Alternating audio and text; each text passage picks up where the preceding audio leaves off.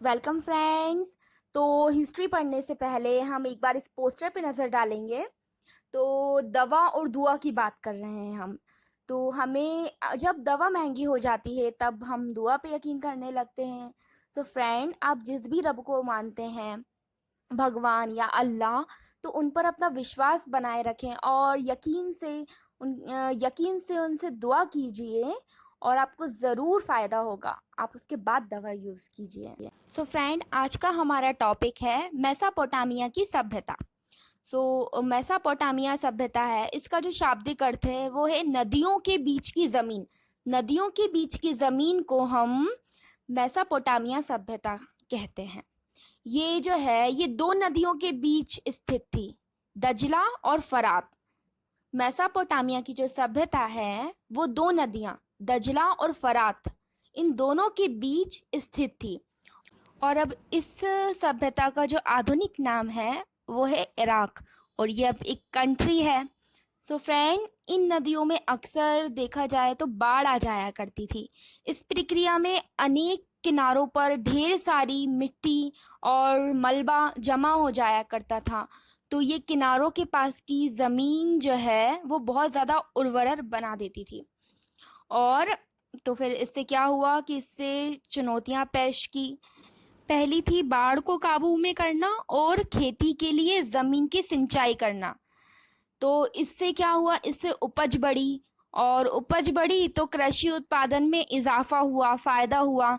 तो इससे धीरे धीरे लोहार, कुम्हार और जो मकान बनाते हैं कारीगर, राजमिस्त्री, बुनकर और बढ़ई जो लकड़ी का सामान बनाते हैं, बढ़ई, तो इनके जैसे अनेक दस्तकार सामने आए और उन्होंने अपनी अपनी ज़रूरत की चीज़ें भी थीं वो खरीदने और बेचने लगे एक दूसरे से। तो ऐसे करके उनका व्यापार धीरे धीरे चलने लगा और उन्होंने भारत जैसे सुदूर क्षेत्रों के साथ ज़मीनी तौर पर भी और समुद्री दोनों तरह से नियमित व्यापार किया। और परिवहन और संचार के लिए उन्होंने ठेलों और चार पहिया गाड़ियाँ, नौकाओं और जो पोत होते हैं उनका इस्तेमाल किया। उन्होंने लिखने की कला भी विकसित कर ली थी। उस समय की लिपि जो थी वो संकेत और चिन्हों और कुछ चित्रों का समूह थी। बाद में वो फान जैसी लकीरें खींचते थे और वो लिपि जो थी वो लाक्षर कहलाती थी।